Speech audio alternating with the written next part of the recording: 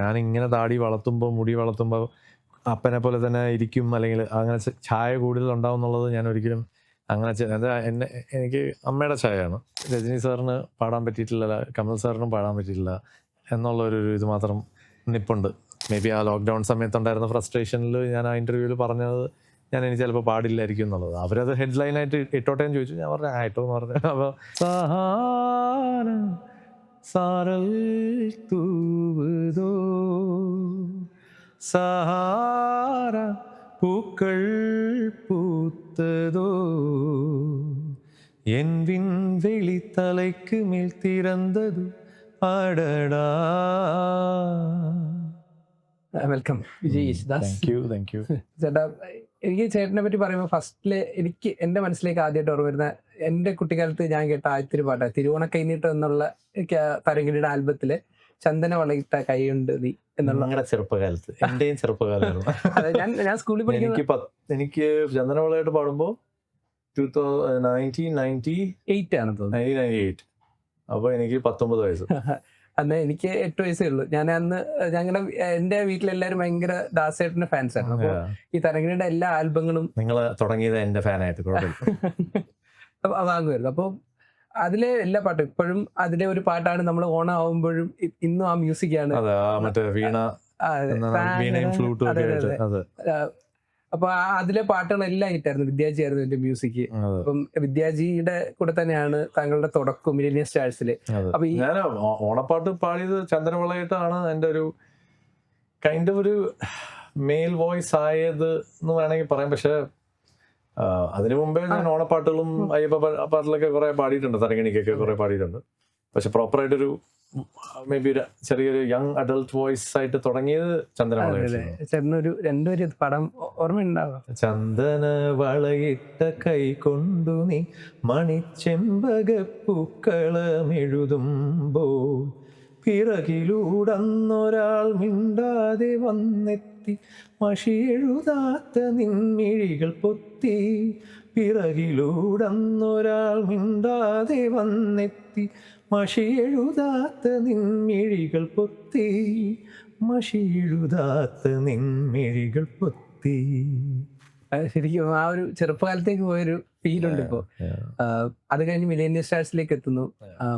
അത് എനിക്കൊന്ന് അത് കഴിഞ്ഞ് ചേട്ടൻ തന്നെ എപ്പോഴും പറയാറുണ്ട്, അത് കഴിഞ്ഞൊരു 7 വർഷം കഴിഞ്ഞിട്ടാണ് മലയാളികള് ചേട്ടനെ അംഗീകരിച്ചത് കോലക്കുഴൽ വിളി കേട്ടോ എന്ന് പറഞ്ഞത്. പക്ഷെ മലയാളികളും ഐ തിങ്ക് മ്യൂസിക് ഡയറക്ടേഴ്സ് അല്ലെങ്കിൽ അങ്ങനെ ഇൻഡസ്ട്രിയിൽ ഒരു നല്ലൊരു പാട്ട് കിട്ടി, അത് ഹിറ്റായി. അത് ഹിറ്റായി കഴിഞ്ഞപ്പോഴത്തേക്കും കോലക്കുഴൽ. പക്ഷെ അല്ലെങ്കിലും ഇപ്പൊ രാജാ സാറിന്റെയും ഔസേപ്പച്ചൻ സാറിന്റെ ഒക്കെ മിഴികൾ ഒരു ചിരി കണ്ടാൽ, തങ്കത്തിങ്കൾ, അങ്ങനെ രാജാ സാറും ഔസേപ്പച്ചൻ സാറാണ് കുറച്ച് പാട്ടുകൾ തന്നിട്ടുള്ളത്. പിന്നെ എം ജെ സിയുടെ ഈ ഒരു നിവേദ്യം എന്നുള്ള പാട്ടിന്റെ ഇതിലാണ് ഒരു ബ്രേക്ക് ത്രൂ ശരിക്കും വരുന്നത്. വിജയ് ശാസ്ത്രി എടുക്കുമ്പോൾ നമുക്ക് ഫസ്റ്റ് ഓർമ്മ വരുന്ന 2 മ്യൂസിക് ഡയറക്ടേഴ്സ് ആണ്. ഒന്ന് MJ ചന്ദ്ര സാറും ഉണ്ട്, ഇപ്പം നമുക്ക് തമിഴിൽ ചെന്ന യുവൻ ശങ്കർ രാജ ഉണ്ട്. അപ്പോൾ അവരെ എങ്ങനെയാണ് കാണുന്നത് ഒരു പാട്ട് ജീവിതത്തില്? തീർച്ചയായിട്ടും ജേട്ടൻ, പ്രത്യേകിച്ച് ജേട്ടന് ഒരു വലിയൊരു കാരണമാണ് ഞാൻ അങ്ങനെ ഇത്രയൊന്നും ആ ഒരു കാലഘട്ടത്തിൽ നിന്ന് ശരിക്കും ഒന്ന് ഗ്രൂമായി വരാൻ. ഒരു മ്യൂസിക് ഡയറക്ടർ ഇപ്പോൾ അപ്പയ്ക്ക് ഒരു ദക്ഷിണാമൂർത്തി സ്വാമി, ഒരു ദേവരാജ മാസ്റ്റർ ഉണ്ടായിരുന്ന പോലെ കൂടുതലും ദക്ഷിണാമൂർത്തി സ്വാമിയും maybe even Baburaj sir അല്ലെങ്കിൽ രവീന്ദ്ര മാഷ് ലേറ്റർ സ്റ്റേജിൽ, ഞാൻ പറഞ്ഞ ഇനീഷ്യൽ കാലങ്ങളിലെ ലൈക്ക് മലയാളത്തിൽ. അപ്പോൾ ദേവരാജ മാസ്റ്ററാണ് ഐ തിങ്ക് ഏറ്റവും കൂടുതലൊരു, പിന്നെ ദക്ഷിണാമൂർത്തി സ്വാമി സാറ്. അപ്പം അങ്ങനെ നോക്കുമ്പോൾ എനിക്ക് ലൈക്ക് ഏറ്റവും കൂടുതൽ എന്നെ ശരിക്കും എന്താണ് ഗ്രൂം ചെയ്ത് ഒന്ന് പോളിഷ് ചെയ്തെടുത്തത് കോലക്കുഴൽ കഴിഞ്ഞ് കുറച്ച് ചില പാട്ടുകളിൽ കൂടെ ശരിക്കും എന്നെ ഗ്രൈൻഡ് ചെയ്തെടുത്തത് ജേട്ടനാണ്. പിന്നെ ഓഫ്കോഴ്സ് തമിഴിൽ അതിനു മുമ്പേ ഒരു നല്ല നല്ല സോങ്സും അതുപോലെ അതൊക്കെ നല്ല ബ്രേക്കായി. അതൊക്കെ ആ ഒരു വിശ്വാസം നേരത്തെ എനിക്ക് ഒരു മ്യൂസിക് ഡയറക്ടറായിട്ട് തന്നത് യുവൻ ശങ്കർ രാജയാണ്. കാതൽ കൊണ്ടേൻ തൊട്ട് പിന്നെ ദാവണി പൊട്ട്, ദീപാവലി എന്ന് പറഞ്ഞപ്പോൾ കാതൽ വൈത്ത്, താജ്മഹൽ ഓവിയ കഥ, കട്ടപ്പമൂര്, അങ്ങനെ കുറെ മാസ് സോങ്സും മെലഡിയും റൊമാൻറ്റിക് സോങ്സും ഓൾ കൈൻഡ്സ് ഓഫ് സോങ്സ് എന്നെ തന്നത് ശരിക്കും. ഇപ്പൊ രവീന്ദ്ര മാഷ് ലൈക്ക് അപ്പനെ എത്രയോ മെലഡി തൊട്ട് സെമി ക്ലാസിക്കൽ തൊട്ട് ലൈക്ക് ഫാസ്റ്റ് നമ്പേഴ്സ് തൊട്ട് എല്ലാ ടൈപ്പ് സോങ്സും കൊടുത്ത് ഇത് ചെയ്ത പോലെ ആണ് ശരിക്കും യുവൻ ശങ്കർ രാജ അങ്ങനത്തെ പാട്ടുകൾ തന്നിട്ടുള്ളത്. പെട്ടെന്ന് യുവൻ ശങ്കർ രാജ ഒരു പാട്ട് പാടാൻ പറഞ്ഞാൽ ചേട്ടൻ ഏതായിരിക്കും ഫസ്റ്റ്? പ്രോബബ്ലി നേരെ പറയുകയാണെങ്കിൽ എൻ്റെ ഒരു ഓൾ ടൈം ഫേവറേറ്റ് സോങ് എന്ന് പറഞ്ഞാൽ കാതൽ വൈത്തായിരിക്കും മിക്കവാറും. സോ காதல் வைத்து காத்திருந்தேன், காற்றில் உந்தன் குரல் மட்டும் கேட்டிருந்தேன், சிரித்தான் ஐயோ அசைந்தேன், அழகாய் ஐயோ കലർന്നേൻ. ഇവ രണ്ട് മാത്രമല്ല, ഇപ്പൊ ബാക്കി എല്ലാരും ഇപ്പം ഷഹബാസ് അഹമ്മദിന്റെ ഒക്കെ വളരെ നല്ല മലയാളത്തിൽ കോലക്കുഴൽ കഴിഞ്ഞ് പിന്നെ ഒന്നോ രണ്ടോ ലൈക്ക് കൂവരം കിളി പൈതല് അങ്ങനെ കുറച്ച് പാട്ടുകളൊക്കെ ഇങ്ങനെ വന്നു കഴിഞ്ഞാൽ ശരിക്കും എൻ്റെ ഒരു സോളോ സിങ് അങ്ങനെ ഒരു പ്രോപ്പർലി എൻ്റെ ഒരു വോയിസിന്റെ വേറൊരു ഡെപ്തിലേക്ക് എന്നെ കൊണ്ടുപോയത് ഷഹബാസ് ആയിരിക്കും. ലൈക്ക് ഈ പുഴയും അതെ. പിന്നെ മഴ കൊണ്ട് മാത്രം, ഈ പുഴയും കഴിഞ്ഞപ്പോഴാണ് അകലെയോ ദീപക് ദേവിന്റെ ആ ഒരു സമയത്ത് പിന്നെ വന്ന ലാവൻഡറിൽ, അത് കുറച്ചാൾ കഴിഞ്ഞിട്ടാണെങ്കിലും ഒരു മധുരക്കിനാവ്, ശരിക്കും പറഞ്ഞാൽ അകലെയോനെക്കാട്ടിലും മുമ്പാണ് ഒരു മധുരക്കിനാവ് വന്നത്. അതെ, 2010 അപ്പോൾ ഒരു മധുരക്കിനാവിന്റെ റീമിക്സ് ഒക്കെ നമ്മൾ ചെയ്തു. പക്ഷെ അത് കഴിഞ്ഞിട്ടാണ്, കുറെ നാൾ കഴിഞ്ഞിട്ടാണ് പിന്നെ ഈ ഒരു സോളോ അങ്ങനത്തെ ഒരു നല്ലൊരു സോങ് ഗ്രാൻഡ് മാസ്റ്ററിൽ നമ്മൾ ചെയ്യുന്നത്. അപ്പൊ അത് ആ സമയത്ത് ഭയങ്കര അകലെയും മഴ കൊണ്ട് മാത്രത്തിനാണ് സ്റ്റേറ്റ് അവാർഡ് കിട്ടിയത്. അതില് ഏതോ ഒരു പാട്ട് പാടിയപ്പോ ഷഹബാസ് അഹമ്മദ് പറഞ്ഞില്ലേ ദാസേട്ടന്റെ ഒരു വോയിസിന്റെ ടച്ച് ഉണ്ട് എന്ന് തോന്നിയെന്ന്. ഈ പുഴയും വരുന്നു. ഐ തിങ്ക് രണ്ടും, ഈ പുഴയും കുറച്ചുകൂടെ ഇതായത്, പക്ഷെ മഴ കൊണ്ട് മാത്രമാണ് ശരിക്കും ഒരു ആ റേഞ്ചിലേക്ക് കൈൻഡ് ഓഫ് എനിക്ക് അങ്ങനത്തെ പാട്ടുകളും പാടാൻ പറ്റുന്നു. പിന്നെ ഇപ്പൊ അങ്ങനത്തെ പാട്ടുകൾ മാത്രമേ തരുന്നുള്ളൂ എന്നുള്ളവരെ. അല്ല, ഇപ്പം നേരത്തെ പറഞ്ഞല്ലോ ഇപ്പൊ കട്ടബൊമ്മ ഊരനക്ക് അതുപോലൊരു ഫാസ്റ്റ് നമ്പർ പാടാം. അല്ലെങ്കിൽ ഇപ്പൊ മധുരക്കിനാവിൻ തന്നെ, ഇപ്പം ആ മധുരക്കിനാവിൻ പാടുമ്പോ ദാസേട്ടൻ പാടി ശ്യാം സാറ് മ്യൂസിക് അതൊരു അതേ ഫീൽ തന്നെ ചെയ്യണമെന്ന് തന്നെ ചെയ്തത്. അന്നൊരു ടെൻഷൻ ഉണ്ടായിരുന്നു. ഇപ്പൊ ദാസേട്ടൻ പാടി ആളുകൾ ടെൻഷൻ ഒന്നുമില്ല, പക്ഷെ അതങ്ങനെ പാടണം, അതങ്ങനെ പാടി വരണം, അത്രേ ഉള്ളൂ. അതിപ്പോ എല്ലാ പാട്ട് റെക്കോർഡ് ചെയ്യുമ്പോഴും ടെൻഷനുണ്ട്. ലൈക്ക് എങ്ങനെയാ പറയാ, അത് ഒരു ചെറിയ ബട്ടർഫ്ലൈസ് എന്ന് പറയില്ല, അത് ലൈക്ക് ഇപ്പോൾ നമ്മളൊരു പുതിയതായിട്ട് ഒരു പ്രോജക്റ്റ് തുടങ്ങുന്നുള്ള, ഇപ്പോൾ നിങ്ങളൊരു ഇന്റർവ്യൂവിന് ഇരിക്കും, നിങ്ങൾക്കൊരു ചെറിയ ടെൻഷൻ ഉണ്ടാവുന്നത് എന്ന് പറയുന്ന പോലെയാണ് അത്. അപ്പോൾ അത് ലൈക്ക് ഒരു ഗുഡ് ടെൻഷൻ, അതൊരു നല്ലൊരു നമ്മളെ ഫോക്കസ് ചെയ്യാനൊരു കൂടുതലൊരു ഇത് തരുമെന്ന് മാത്രമേ ഉള്ളൂ. അപ്പോൾ അങ്ങനെ ഒരു ടെൻഷൻ അല്ലാണ്ട് ഇതെങ്ങനെ പോവും, ഇതെങ്ങനെ ആൾക്കാരെ സ്വീകരിക്കും എന്നൊക്കെ ഒന്നും. എന്നുവെച്ചാൽ ആ സമയത്ത് അത് കഴിഞ്ഞിട്ട് തന്നെ പിന്നെ പൂമുഖവാദികൾ അതിൻ്റെ റീമേക്ക് ചെയ്തു, റീ റെക്കോർഡ് ചെയ്തു. പിന്നെ വേറെ ഒരു പാട്ടും കൂടെ ഒബ്വിയസ്ലി. അപ്പൊ ഏറ്റവും കൂടുതൽ അത് മൂന്നും, പക്ഷെ ഏറ്റവും കൂടുതൽ ഐ തിങ്ക് ഒരു മധുരക്കിനാവ് അല്ലിയാമ്പലാണ് ഏറ്റവും കൂടുതൽ ഭയങ്കരമായിട്ട് പിന്നെയും ക്ലിക്ക് ആയത്. സോ ഐ തിങ്ക് അത് കറക്റ്റായിട്ട് ഇപ്പോൾ ഒരു മഴ കൊണ്ട് മാത്രം കഴിഞ്ഞ് എൻ്റെ വോയിസ് കുറച്ചുകൂടി ഒന്ന് മോൾഡായി വന്ന് കഴിഞ്ഞ് ആണ് ഈ പാട്ടുകളൊക്കെ പാടാൻ അതിൻ്റെതായ സമയത്ത് അവർ അല്ലിയാമ്പൽ പാടാൻ. അപ്പോൾ ആദ്യം വോയിസ് കുറച്ചുകൂടി മെച്യൂറായി. എൻ്റെ അപ്പയുടെ പോലത്തെ ശബ്ദങ്ങളൊക്കെ കൂടുതൽ ഇങ്ങനെ പ്രായമാവും തോറും കൂടുതലൊരു വേറൊരു ടിമ്പർ അല്ലെങ്കിൽ വേറൊരു ഇത് വരും. ഐ തിങ്ക് അത് കറക്റ്റായിട്ട് വരേണ്ട സമയത്ത് വന്നു. അതൊക്കെ ഇപ്പം അതുപോലെയാണ് റഹ്മാൻജി താങ്കൾ ഉപയോഗിച്ചത്, റഹ്മാൻ സാറ് നന്നായിട്ട് ഉപയോഗിച്ചു. ഇപ്പം അത് എനിക്കൊരു ഇതായിട്ട് തോന്നുന്നു. നമ്മുടെ സഹാന പൂക്കൾ അതിൽ ഒരു ചെറിയൊരു പോർഷനെ താങ്കൾ പാടിയിട്ടുണ്ടെങ്കിലും അത് എനിക്ക് ഭയങ്കര എൻ്റെ വൺ ഓഫ് ദ ചെറിയ പോർഷൻ. ഞാൻ ആക്ച്വലി അതിൻ്റെ ഒറിജിനൽ ഡ്യുവറ്റ് വേർഷൻ ഞാൻ പാടിയതാണ്. പിന്നെ അതവര് കുറച്ചുകൂടെയും ഫേമസ് ആയിട്ടുള്ളൊരു സിംഗർ ആ സമയത്ത് 2007 അപ്പോൾ ആ സമയത്ത് എന്നെക്കാട്ടിലും ലൈക്ക് അതും നോർത്ത് എന്നുള്ള പുതിയ ജീനാണെന്നുള്ള ഇതിൽ. അപ്പോൾ അങ്ങനെ അത് പോയി. പക്ഷെ അപ്പോൾ റഹ്മാൻ സാറാണ് പിന്നെയും ഇങ്ങനത്തെ ഒരു വേർഷൻ അപ്പോഴും ആൽബത്തിൽ വേണമെന്നും പറഞ്ഞ് പുള്ളിയാണ് പുള്ളി ആ ഒരു കവറല്ല, അതൊരു എന്താ പറയുക, ഒരു അൺപ്ലഗ്ഡ് ഓർ എന്താ പറയുക റീപ്രൈസ് വേർഷൻ പോലെ വെച്ചത്. അത് ദക്ഷിണാമൂർത്തി സ്വാമിയുടെ ഗ്രാൻഡ് ഡോട്ടറാണ് ആ ഫീമെയിൽ പോർഷൻ പാടിയിരിക്കുന്നത്. ആ ഒരു അതൊക്കെ പടത്തിൽ വരുന്നിട്ടുണ്ട്, പക്ഷെ എന്റെ മാത്രം വോയിസ് പക്ഷെ പടത്തിൽ എവിടെയും വന്നില്ല. പക്ഷെ ഇപ്പോഴും അത് യൂട്യൂബിൽ എല്ലാരും പറയുന്നുണ്ട് അത് വിജയ് പാടിയിരുന്നെങ്കിൽ. പക്ഷെ നമുക്ക് എനിക്ക് ഇപ്പോഴും രജനി സാറിന് പാടാൻ പറ്റിയിട്ടില്ല, കമൽ സാറിനും പാടാൻ പറ്റിയിട്ടില്ല എന്നുള്ളൊരു ഇത് മാത്രം നിപ്പുണ്ട്. ബാക്കി ഇവിടെ മമ്മൂക്കയ്ക്ക് കുറെ പാടിയിട്ടുണ്ട്, ലാലേട്ടനും പാടിയിട്ടുണ്ട്. സോ അത് ലാലേട്ടനൊക്കെ വളരെ ചെറുപ്പത്തിൽ തന്നെ പാടാൻ പറ്റിയിട്ടുണ്ട്. മിഴികൾക്ക് അതിനു മുമ്പേ കേളി നിലാവ് ഒരു അത് അപ്പ പാടി, അത് ലാലേട്ടന്റെ മറ്റേ സ്റ്റുഡന്റ് പഠിക്കുന്ന പോലെ ചെറിയ വോയിസ് ആയിട്ടാണ് പാടിയതെന്ന്. പിന്നെ അത് കഴിഞ്ഞിട്ട് വേറെ അത് കഴിഞ്ഞിട്ട് ഉടനെ തന്നെ ഐ തിങ്ക് ഏതോ രണ്ടു അധികം മിഴികളാണെന്ന് തോന്നുന്നു ഫസ്റ്റ് സോങ് ലാലേട്ടൻ പാടുന്നത്. മഴ കൊണ്ട് മാത്രം ലാലേട്ടൻ പാടുന്നതായിട്ടില്ല, പക്ഷെ എന്നാലും സഹാന പൂക്കൾ ആ ഒരു അൺപ്ലഗ്ഡ് സാരൽ തൂവതോ സഹാര പൂക്കൾ പൂത്തതോ என் விண்வெளி தலைக்கு மேல் திறந்தது அடடா அந்த வெண்ணிலா வீட்டுக்குள் நுழைந்தது அது என்னுடன் தேநீர் கொண்டது கனவோ நிஜமோ കാതൽ മന്ദിരമോ. ശരിക്കും ഞാനിത് എൻ്റെ ഒരു ഭാഗ്യമായിട്ടാണ് കാണുന്നത്. നമ്മള് നമുക്കൊക്കെ ഐ തിങ്ക് നേരത്തെ നിങ്ങൾ പറഞ്ഞിരുന്ന റഹ്മാൻ സാർ ഉപയോഗിച്ച് ലൈക്ക് അതിനെക്കാട്ടിലും നല്ലത് റഹ്മാൻ സാർ നമുക്ക് അങ്ങനത്തെ ഒരു ഓപ്പർച്യൂണിറ്റി തന്നു എന്നാണ് പറയേണ്ടത് ശരിക്കും പറഞ്ഞാൽ. ബിക്കോസ് ഓരോ പാട്ടുകൾ ഞാൻ പാടിയിട്ടുള്ള ഇന്നിപ്പോൾ റീസെൻ്റ് ആയിട്ടും വന്ന മാമന്നൻ വരെ ഉള്ള പാട്ടുകൾ, ഈവൻ തഗ് ലൈഫിൽ തെലുങ്ക് റഹ്മാൻ സാർ പാടിയ പാട്ട്, ബൈസണിലെ പാട്ട് നിവാസിൽ അത് വളരെ എന്റെ ഫേവറേറ്റ് ലിസ്റ്റിൽ കയറിയത്. അതും നല്ല ഹിറ്റായിരുന്നു, നല്ലൊരു പടവും നല്ല ഇതായിട്ട് പോയിക്കൊണ്ടിരിക്കുന്നു. സോ അത് ലൈക്ക് അതും കൈൻഡ് ആ പാട്ടും മാമനിലെ പാട്ടും വളരെ ഒരു സിമിലർ ടൈപ്പിലാണ്. സെയിം ഡയറക്ടറും സെയിം മ്യൂസിക് ഡയറക്ടർ മാറിയെന്ന് മാത്രം, സെയിം ഡയറക്ടറാണ്, സെയിം സിംഗറാണ്. മറ്റേത് ശക്തിശ്രീയാണ്, ഇത് ചിന്മയാണെന്നുള്ളത് മാത്രമേ ഉള്ളൂ വ്യത്യാസം. ബട്ട് അതും ലൈക്ക് സിമിലർ ടൈപ്പ് സോങ്സ് ആണ്. ലൈക്ക് അപ്പോൾ അത് ഓരോരോ പാട്ടുകൾ ചെയ്യുമ്പോഴും പുള്ളിക്ക് എന്തോ ഒരു ഐഡിയ ഉണ്ട്, നമ്മുടെ വോയിസിൽ ഇത് നല്ലതായിരിക്കും, ഇങ്ങനത്തെ ഒരു ടൈപ്പ് ഓഫ് മെലഡി ആയിരിക്കും നല്ലതെന്നുള്ളത്. വർഷങ്ങൾക്ക് ശേഷം 30 വർഷങ്ങൾക്ക് ശേഷം മലയാളത്തിൽ എത്തിയപ്പോഴും അതെ എനിക്ക് എന്താണ് മലയും കുഞ്ഞും അതേപോലെ തന്നെ ഗോട്ടിലും രണ്ടും എന്ന് വെച്ചാൽ ഐ തിങ്ക് ഗോട്ടാണ് ആദ്യം റെക്കോർഡ് ചെയ്തത് ശരിക്കും പറഞ്ഞാൽ 6 വർഷം മുമ്പ്. പക്ഷെ അത് കഴിഞ്ഞ കുറച്ച് നാൾ കഴിഞ്ഞ ഉടനെയാണ് മലയും കുഞ്ഞ് റെക്കോർഡ് ചെയ്തത്. മീനിങ് അത് 2-3 വർഷം കഴിഞ്ഞിട്ട്. പക്ഷെ ഗോട്ട് റിലീസ് ചെയ്തത് ഒബ്വിയസ്ലി 6 വർഷം കഴിഞ്ഞിട്ടാണ്. സോ ആക്ച്വലി റെക്കോർഡ് ചെയ്തത് മലയാളത്തിൽ റെക്കോർഡ് ചെയ്തത് ആദ്യം ഗോട്ടിലെ പാട്ടാണെന്ന് തോന്നുന്നു. മലയും കുഞ്ഞ് പാട്ട് പാടുമ്പോഴും സാറില്ല, ഞാൻ മാത്രമേ ഉള്ളൂ, ഞാൻ പാടി. അപ്പം എനിക്കൊരു ഭയങ്കര ഒരു ഡൗട്ടായിരുന്നു അത് ആക്ച്വലി അത് ഞാൻ സാറില്ലാണ്ട് പാടി ഓക്കെ ആണോ എന്നൊക്കെ.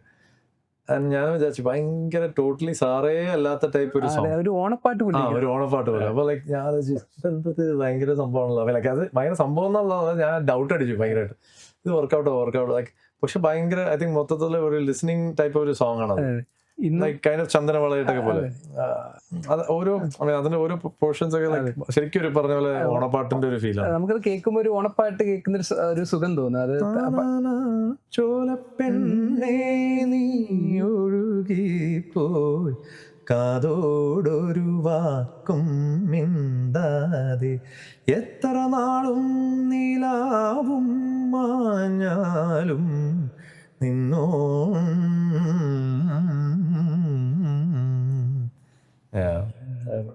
ഓരോ പാട്ടിൽ തരുമ്പോൾ പുള്ളി എന്തൊക്കെയോ മനസ്സിൽ വെച്ച് കറക്റ്റായിട്ട് അറിഞ്ഞുകൊണ്ട് തന്നെയാണ് പുള്ളി തരുന്നത്. ഇപ്പൊ ദാസേട്ടന് ഉള്ളൊരു ഇതായിരുന്നു അത്. എനിക്കത് ചേട്ടനുണ്ട് ഈ വിബ്രാറ്റോ എന്ന് പറയുന്ന ഒരു അത് എല്ലാവരും എൻ്റെ ഒരു മ്യൂസിക് ഡയറക്ടർ ഫ്രണ്ട് തമൻ എപ്പോഴും ഇങ്ങനെ കളിയാക്കും വിബ്രാറ്റോ കിങ് എന്നൊക്കെ പറയുന്നുണ്ട്. അപ്പം കളിയാക്കുന്ന വെച്ചാൽ ഫ്രണ്ട്സ് ആയതുകൊണ്ട് അങ്ങനെ പറയാം, തമാശയിൽ പറയുന്നത്. പക്ഷെ പുള്ളിയുടെ തന്നെ പാട്ട് ഞാനിപ്പോൾ പാടിയിട്ടുണ്ട്, മറ്റേ തിരയും തീരവും മെമ്മറീസ്, അതിൻ്റെ തമിഴ് അരുൾനിധി അഭിനയിച്ച പടം. അപ്പോൾ അതിൻ്റെ തമിഴായിരുന്നു മ്യൂസിക്. ആ പാട്ട് പാടിയപ്പോഴും ഇതുപോലെ തന്നെ കുറച്ച് ടൈം ഇതായിട്ട്. അപ്പോൾ പക്ഷേ വിബ്രാറ്റോ പക്ഷെ ആവശ്യമുള്ള സ്ഥലത്ത് ഓക്കെ അവിടെ കുറച്ച് വേണം. അപ്പോൾ അവർക്കും ആവശ്യമുള്ള ചില സമയത്ത് നമ്മൾ അതാ ഫീൽ ഇറ്റ്സ് ലൈക്ക് വിബ്രാറ്റോ നമ്മൾ പറയുന്നത്. നമ്മൾ ചില സോങ്സ് ഒക്കെ ഇപ്പോൾ താജ്മഹൽ ഓവിയ കാതൽ ദേവദാസ് കാവ്യ കാതൽ വേണമെങ്കിൽ താജ്മഹൽ ഓവിയ കാതൽ അപ്പൊ അവിടെയും വേണമെങ്കിൽ വി ക്യാൻ ഗിവ് ദാറ്റ്. അല്ലെങ്കിൽ പക്ഷെ ആ സോങ്ങിന് അത് ആവശ്യമില്ല, മോർ ലൈറ്റർ വോയിസ് ആണ് ആവശ്യം. കാതൽ വൈത്ത് കാത്തിരുന്നേൻ അത് പാടുമ്പോഴത്തേക്കും you need a little bit of ഒരു ഡെപ്ത് ഇൻ ഇറ്റ്. അതുപോലെ just depends on the song. ഞാൻ കേട്ടുള്ളൊരു കഥയാണ്. ഇപ്പം പണ്ട് ദാസേട്ടൻ ഒരു കീർത്തനം പാടിയപ്പോൾ ചേട്ടൻ ടേബിളിനടിയിലിരുന്ന് അത് ഏറ്റുപാടി. അങ്ങനെയാണ് ദാസേട്ടൻ അത് ഈ പാട്ട് ടേബിളാണോ ബെഡിന്റെ അടിയിലാണോ കളിച്ചോണ്ടിരുന്നത് എന്താണെന്ന് പറഞ്ഞോ. പക്ഷെ ലൈക്ക് తెలిసి రామచింతనతో రామము ഇതൊരു കീർത്തനാണ്. അപ്പോൾ അതപ്പോൾ ഇങ്ങനെ പ്രാക്ടീസ് ചെയ്യണ്ടേ, తెలిసి രാമചിന്തനతో രാമം, അതിങ്ങനെ എന്തോ ഫാസ്റ്റായിട്ട് സ്ലോ ആയിട്ടൊക്കെ പ്രാക്ടീസ് ചെയ്യാം. അപ്പോൾ ഞാനതിങ്ങനെ തിരിച്ചിങ്ങനെ താഴെ ഞാനിങ്ങനെ കളിച്ചോണ്ട് വേറെ ഒന്ന് കളിച്ചോണ്ടിരിക്കുക പാടുന്നു പറഞ്ഞു. പക്ഷെ അങ്ങനെയൊന്നും വലിയ ജീനിയസ് ഒന്നും അല്ല ഞാൻ. എനിക്ക് പറഞ്ഞു തരുന്നത്, എനിക്ക് കേൾവി ഞാനും ഭയങ്കരമായിട്ടുണ്ട്. അപ്പോൾ ലൈക്ക് പറയുന്നത് ലൈക്ക് എനിക്ക് ക്വിക്കായിട്ട് തിരിച്ച് ഇപ്പം മ്യൂസിക് ഡയറക്ടേഴ്സ് ഇപ്പം ഒരു പാട്ട് പറയുമ്പോഴും ഞാൻ വേഗം പിക്കപ്പ് ചെയ്ത് പാടാൻ പറ്റുന്നതും ഇൻ എ വേ അതുകൊണ്ടായിരിക്കും ചിലപ്പോൾ ലൈക്ക് അത് ആ ഒരു ലാക്കുണ്ട്. പക്ഷെ തിയററ്റിക്കലി ഭയങ്കര എന്താണ് ഈ പറഞ്ഞ പോലെ സ്വരം, മനോധർമ്മം, കർണാട്ടിക് ആ ഒരു ലെവലിലേക്ക് പോകുമ്പോഴത്തേക്കും അതിൽ കുറച്ച് വീക്കാണ്. പക്ഷേ കർണാട്ടിക് ഒരുപാട് ഈ കച്ചേരികളൊക്കെ അത് നടത്താം. ജസ്റ്റ് കീർത്തനങ്ങൾ പാടും. അത് എൻ്റെ ഓൺ ഒരു എന്താ പറയാ ഫോക്കസ് ഇല്ലായ്മ എന്ന് വേണമെങ്കിൽ പറയാം. അല്ലെങ്കിൽ ജസ്റ്റ് ഞാൻ ആക്ച്വലി എന്താ വെച്ചാൽ I don't feel very connected to that fully yet. അപ്പം അതിൻ്റെതായ ഒരു സമയം വരുമ്പോൾ maybe I go into it more. ഞാൻ ഒരു സമയത്ത് ഞാൻ അതിനു വേണ്ടി ട്രെയിൻ ചെയ്തു കുറേ. പക്ഷെ ലൈക്ക് അതിലേക്ക് തന്നെ പെർഫോം ചെയ്യാനും അതിലേക്ക് തന്നെ പോയി ഫുള്ളായിട്ട് അതിലേക്ക് ഇറങ്ങാൻ എനിക്കിപ്പോഴും ഒരു ഇതില്ല. അപ്പോൾ ഇടയ്ക്കിടയ്ക്ക് കച്ചേരികൾക്ക് ഇങ്ങനെ ചോദിക്കുമ്പോൾ, ചെമ്പൈ കച്ചേരിയൊക്കെ നമ്മുടെ ട്രഡീഷനായിട്ട് നമ്മൾ ഫാമിലി ആയിട്ട് നമ്മൾ എപ്പോഴും പോയി എല്ലാ വർഷവും പോയി ചെയ്യണം എന്നുള്ളത് കൊണ്ട് ചെയ്യുന്നു എന്ന് മാത്രമേ ഉള്ളൂ. അപ്പോൾ എനിക്ക് തോന്നുന്നു ചേട്ടൻ ലൈവ് പാടുമ്പോൾ അപ്പോൾ നമ്മൾ ചേട്ടൻ എപ്പോഴും ലൈവായിട്ട് പാടുമ്പോൾ ലൈവ് തന്നെ ആയിരിക്കും. മീൻസ് റെക്കോർഡറല്ല, പ്രീ റെക്കോർഡറല്ല. അത് ഇന്ന് വരെയും അത് നമുക്ക് കേൾക്കുമ്പോൾ അറിയാം. അത് നിർബന്ധമാണോ അങ്ങനെ തന്നെ ചെയ്യണോ? നിർബന്ധമാണ്. ഞാൻ അത് അപ്പോഴന്ന് കൊച്ചിലെ തൊട്ട് തന്നെ സ്റ്റേജിൽ പാടി ശീലിച്ചതുകൊണ്ടും പിന്നെ എനിക്ക് അതിൻ്റെ ലൈക്ക് ഐ ഡോണ്ട് തിങ്ക് ഇപ്പോൾ ഞാൻ ഇപ്പം ആരെയും കുറ്റം പറയുന്നതല്ല, എല്ലാവർക്കും അവരുടെ സാധനം ലൈക്ക് അവരുടെ പ്രോഡക്റ്റ് എന്ന് പറയുന്ന വോയിസ് ടി വിയിലേക്കോ അല്ലെങ്കിൽ ഒരു സ്റ്റേജിൽ ലൈവായിട്ട് പാടുമ്പം അത് കുഴപ്പമില്ല. പക്ഷേ ടെലികാസ്റ്റിലേക്ക് വരുമ്പോഴത്തേക്കും അവർക്കത് കുറച്ചുകൂടെയും പോളിഷ്ഡായിട്ടും നീറ്റായിട്ട് അത് കേൾപ്പിക്കണം എന്ന് ആഗ്രഹം ഉണ്ടാവും. പക്ഷെ ഞാനത് എൻ്റെ സൈഡിൽ നിന്ന് ഞാൻ നോക്കുമ്പോഴത്തേക്കും ഞാനത് പാടുന്നത് മാക്സിമം എന്നാൽ പറ്റുന്ന എന്തെങ്കിലും ഒരു എറർ വന്നാൽ മേ ബി അത്രയ്ക്കും മോശമായിട്ടുള്ള ഒരു എറർ വന്നു കഴിഞ്ഞാൽ അത് ടി വി ടെലികാസ്റ്റിന് അവരുടെ ക്വാളിറ്റിക്കും അത് മോശമാണെന്നുള്ളതിന് മേ ബി ചിലപ്പോൾ കറക്റ്റ് ചെയ്യും. മിക്കവാറും ഒരുമാതിരി ഞാൻ ഓക്കെ ആയിട്ട് പാടിയിട്ടുണ്ടെങ്കിൽ ഞാൻ മിക്കവാറും അത് പിന്നെയും പോയി റെക്കോർഡ് ചെയ്യാനോ അല്ലെങ്കിൽ കറക്റ്റ് ചെയ്യാനോ ഒന്നും പോകാറില്ല.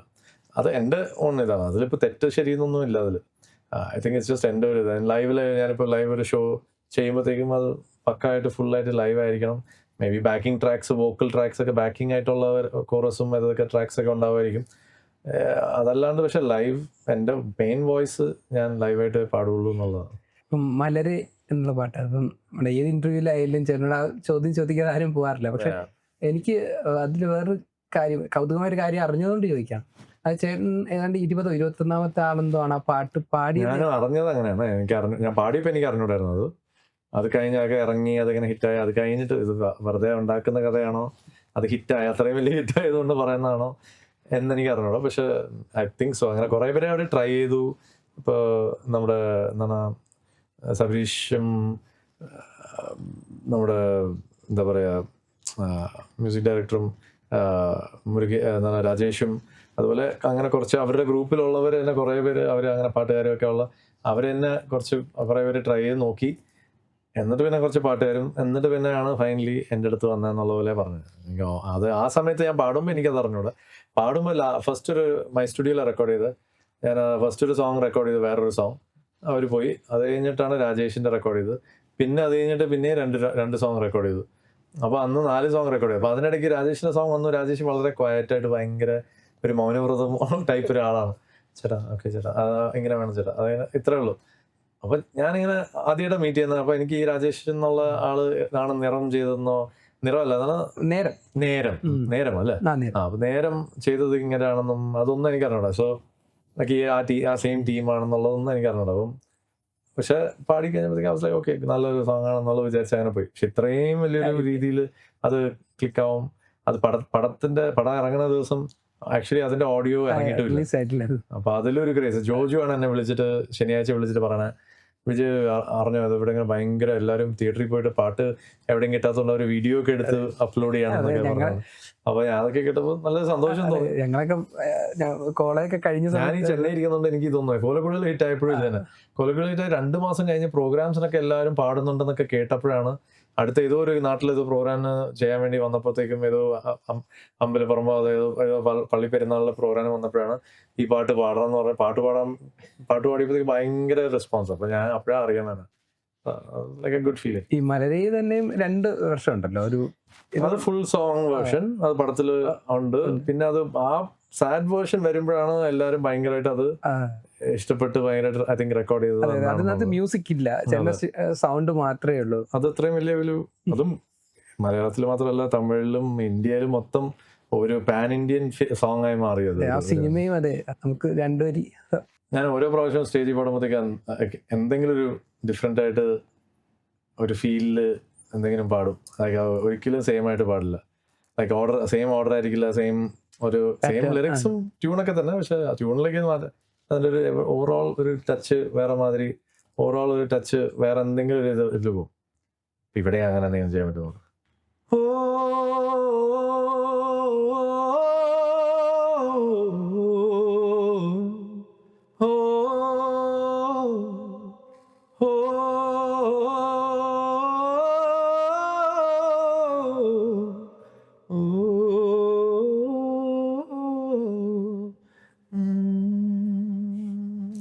ഡിഫറെന്റ്. അതെ, അത് തന്നെ.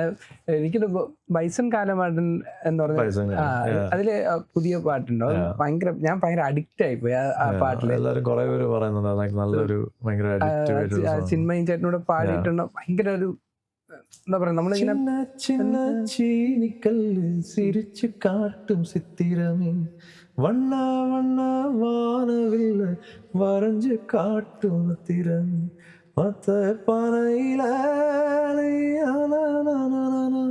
ഇതൊന്നും അല്ല റേഞ്ച്, ഇതിനെക്കാട്ടും നല്ല ഹൈ റേഞ്ചിലാണ്. ഓണം എനിക്ക് കഴിഞ്ഞ ഒരു 5-6 വർഷത്തിൽ ഞാൻ ഇത്രയും ഹൈ ആയിട്ട് ഒരു പാട്ട് പാടിയിട്ടില്ല. എനിക്ക് നെഞ്ചമേയും ആ ഒരു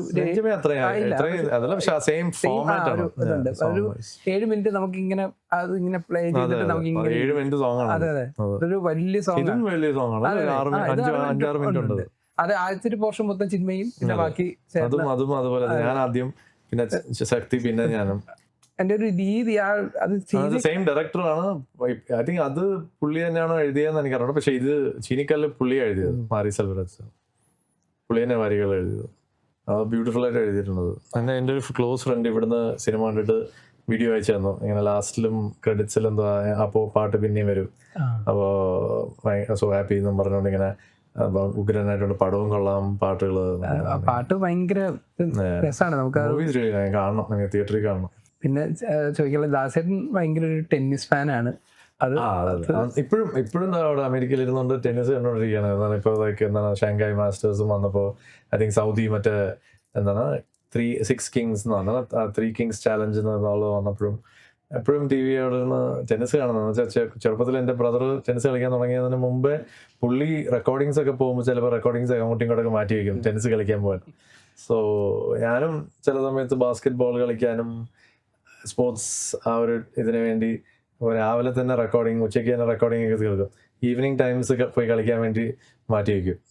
അങ്ങനെ എപ്പോഴും സാറ്റർഡേ ഈവനിങ്, സൺഡേ ഈവനിങ് ചെന്നൈയിൽ ഒരു സെറ്റ് ഓഫ് ഹിന്ദുസ്ഥാൻ കോളേജിൻ്റെയും അതിൻ്റെ ചാൻസലറും ഒക്കെ ആയിട്ടുള്ള ഒരു അശോക് എന്ന് പറഞ്ഞിട്ടൊരു ഫ്രണ്ടുണ്ട്.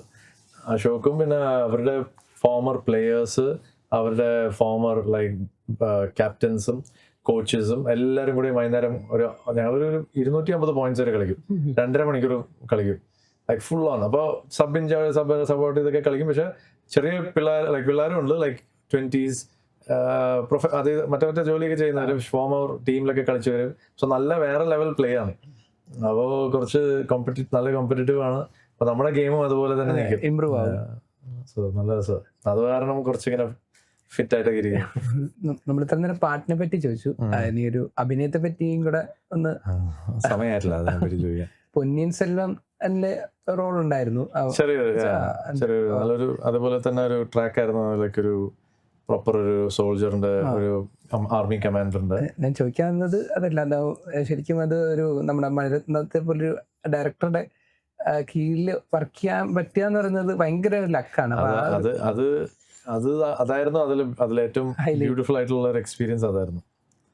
അത് എന്തോ ഫൈനൽ കട്ടിൽ വന്നില്ലെങ്കിലും അത് നല്ലൊരു എക്സ്പീരിയൻസ് തന്നെയായിരുന്നു. ആൻഡ് അവിടെ നിന്ന് ഇനി പതുക്കെ ഓരോ എന്താണ് അടുത്ത പ്രോജക്ട്സിലേക്ക് ഇപ്പോൾ 2 പ്രോജക്ട്സ് ഇപ്പോൾ കഴിഞ്ഞ എന്താണ് പറന്തപ്പോ അതിലൊരു ചെറിയ ക്യാമിയോ ഉണ്ടായിരുന്നു. പിന്നെ മാരി ഫസ്റ്റ് വന്നതും പിന്നെ പടൈവീരൻ, പിന്നെ ഞാൻ സോൾജർ എന്ന് പറഞ്ഞൊരു മലയാളം ചെറിയൊരു പടം ചെയ്തിരുന്നു. സാൽമൺ അതിനെപ്പറ്റി പറയാണ്ടിരിക്കുന്നതാണ് നല്ലത്.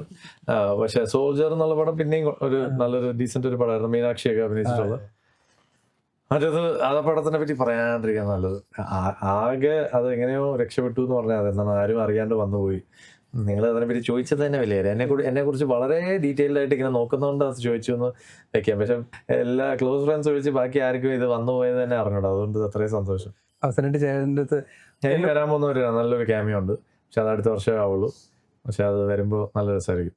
എനിക്ക് ചേട്ടൻ്റെ കേൾക്കാൻ ആഗ്രഹമുള്ളൊരു പാട്ടാണ് ദാവണി പോട്ട ദീപാവലി.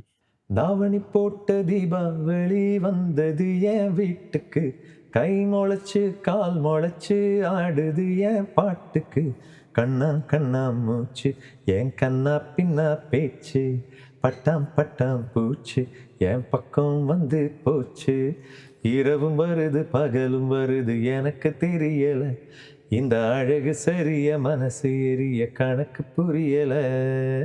ഈ മില്ലേനിയം സ്റ്റാർസിൽ വന്ന ഒരു 19കാരൻ ഇന്ന് 2025 നിൽക്കുമ്പോൾ അന്ന് ദാസേട്ടനും ഹരിഹരനും പോലുള്ള വലിയ ലെജൻസിന്റെ കൂടെയാണ് സ്റ്റാർട്ട് ചെയ്യുന്നത് വിദ്യാജിയുടെ മ്യൂസിക്കില്.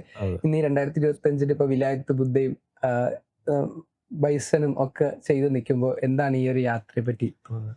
ഈ യാത്ര അങ്ങനെ തള്ളി എങ്ങനെയൊക്കെയോ നല്ല എങ്ങനെയൊക്കെയോ അല്ല, ശരിക്കും പറഞ്ഞാൽ വളരെ നല്ല മ്യൂസിക് ഡയറക്ടേഴ്സിൻ്റെ കൂടെ വർക്ക് ചെയ്യാനും നല്ല ഡയറക്ടേഴ്സും ആൻഡ് വലിയ സൂപ്പർ സ്റ്റാർസും അതുപോലെ യങ് ടാലൻറ്റഡ് ആയിട്ടുള്ള ആക്ടേഴ്സ് തൊട്ടുള്ള എല്ലാവർക്കും വേണ്ടി പാടാൻ ഉള്ള നിറയെ ഓപ്പർച്യൂണിറ്റീസ് കിട്ടി. ആൻഡ് എങ്ങനെയൊക്കെയോ നല്ല പാട്ടുകൾ കിട്ടി. ഇങ്ങനെ തള്ളി 25 years വരെ എത്തി.